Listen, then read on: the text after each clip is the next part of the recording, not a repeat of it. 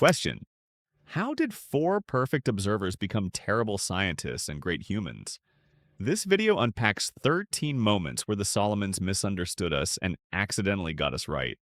We'll track the gap between hypothesis and heart, the outsider's lens, the lure of authority, and the way a single relationship can rewrite the mission.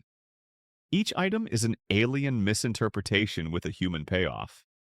Want to see why the best data set lost to one complicated kiss in a family meeting on a rooftop? Let's get to it.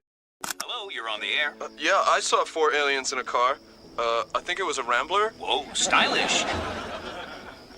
Everyone fully formed?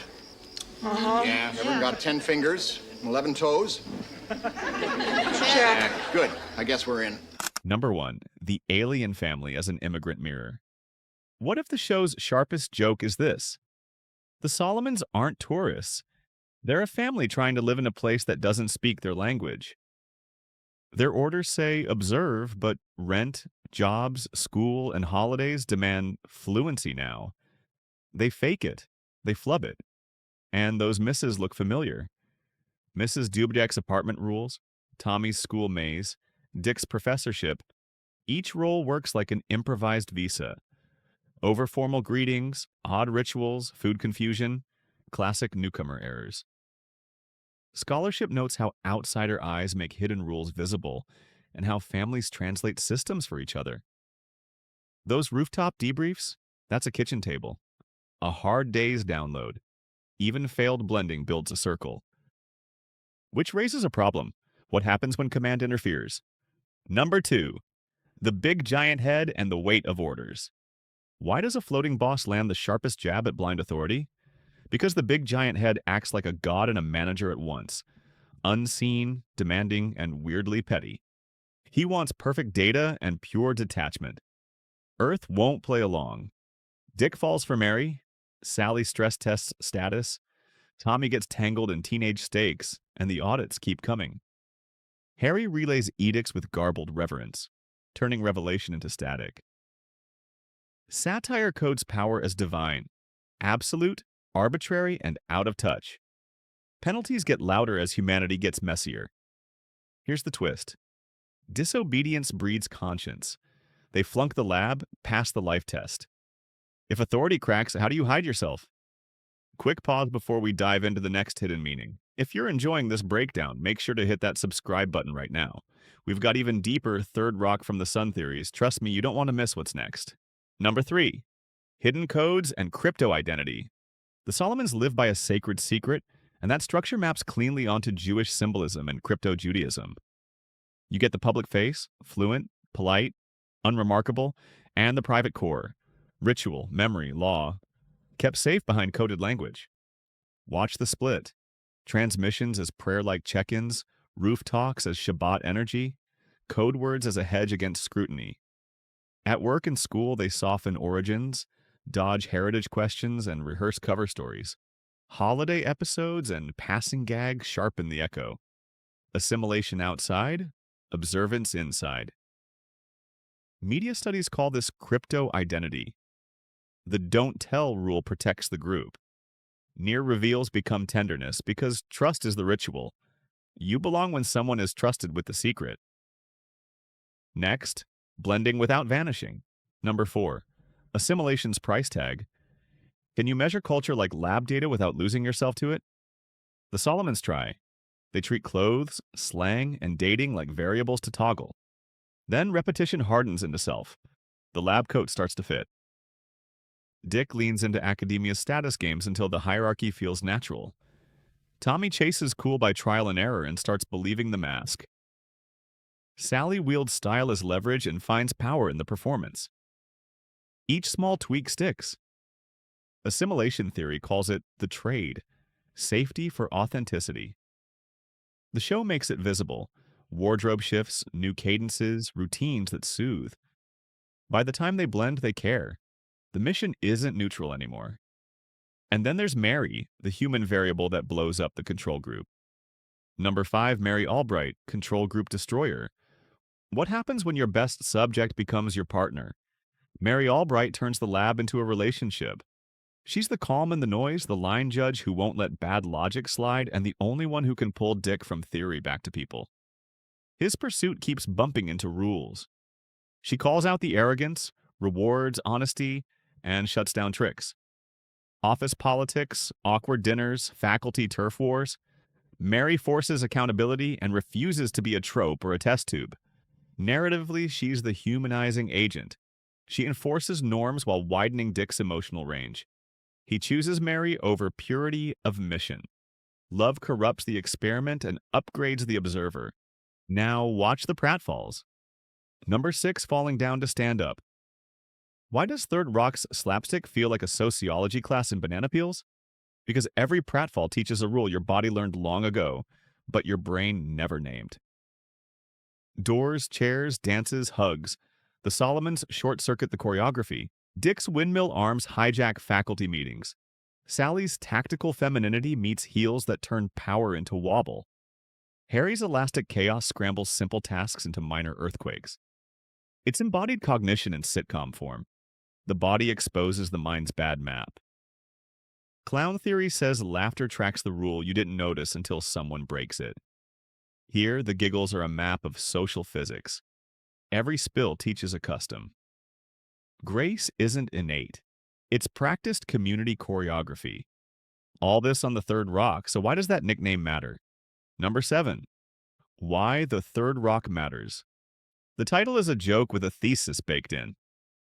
Third Rock says Earth is a pebble and a treasure at the same time. That tension powers the show. They land with cosmic swagger. Then sunsets, diners, parking lots, and office coffee start reading like sacred texts. Rooftop reflections turn into quiet end tags where the mundane gets handled like field notes. Think of it as the overview effect flipped. Not a space window, but ground-level awe. Macro wonder becomes micro affection, through routines, not speeches. The phrase Third Rock reframes humans as a fragile pattern worth guarding, meaning lives in small rituals. And those rituals include roles we pretend are fixed, until Sally pushes the dial. Number 8. Sally versus the script. What happens when a security chief gets assigned the woman as a job? Sally treats the brief like a mission. She straps on makeup like armor, uses dresses as camouflage, and tests dating as a power play. The early stumbles, burnt dinners, tactical lipstick, chore charts, make the rulebook visible. Then the arc flips. She stops mimicking and starts deciding. Femininity shifts from burden to lever. Her misreads expose how gender cues guard doors, desks, and respect. Here's the theory piece. Gender performance is repetition, not fate. Sally plays it too literally and finds the seams. The win isn't be more feminine, it's own the dial. And when she does, the unit levels up. Number 9, family you choose on a rooftop. Why does a fake family feel more real than the mission that named it? Because the cover makes roles, but the mess makes bonds. They argue, then apologize. They fight over chores, then end up on the roof trading lessons. Those rooftop family meetings turn into a ritual. Same spot, same honesty, same relief. Tommy talks Dick down from ego cliffs. Harry shows up with chaotic loyalty when it counts. Sally guards the unit like a shield. Every bungled day ends with debriefs that sound like love. Found family stories say shared risk plus repair makes kin. Reconciliation isn't a climax here, it's practice. And when leaving becomes likely, that grief proves the family is real. Because they care, the satire cuts deeper. Number 10. Comedy with teeth.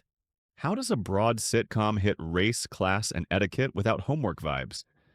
By letting the Solomons ask the rude questions we dodge. They don't know the dress code, the handshake, the symbol on the wall, so they ask why out loud. Their ignorance exposes ours. A holiday speech turns into a heritage debate. An office memo reveals status games.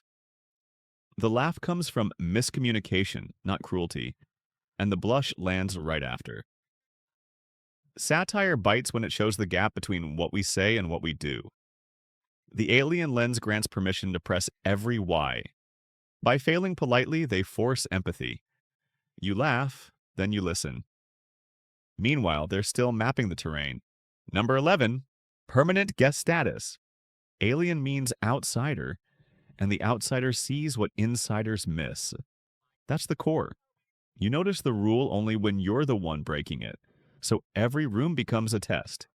Being out ends the mission. Staying in means constant performance. Near exposure scares trigger cover story patches, new alibis, and tense smiles. One wrong slang word, one odd pause, and it's scramble mode. Missteps turn into drills. Rehearse a greeting, swap a story, fix the file. Outsider tales sharpen observation and mirror real liminality.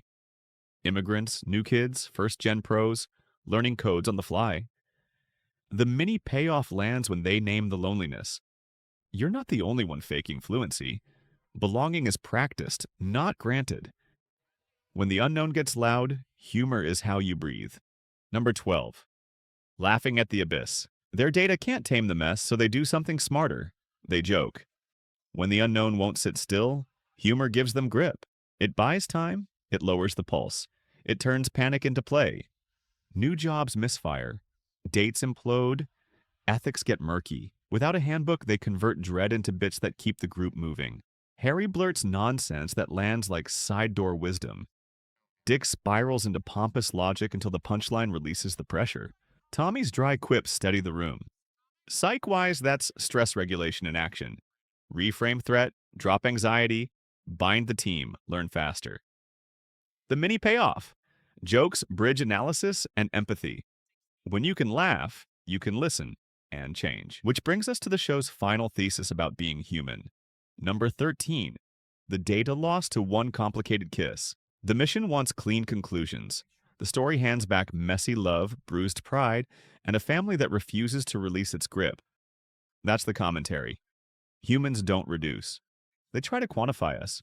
Gender scripts, status ladders, neat charts for desire and duty. But the math keeps smearing. Dick chooses Mary over protocol. Sally chooses agency over assignment. Tommy picks care over cool. Even Harry's noise turns into stray kindness that lands when it's needed. Across the arc, the truth repeats. Curiosity pulls you in. Vulnerability keeps you honest. Repair makes you whole. You can't graph that. By failing as scientists, they become human.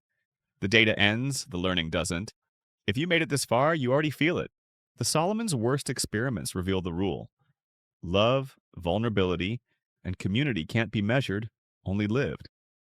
That's the punchline and the promise. You felt it in the messy choices, the repairs, the jokes that kept them brave. If this breakdown hit that subscribe button and drop a comment with the moment you think the mission truly failed and the family truly formed. I want your read. What did we miss? Which other outsider shows should we unpack next?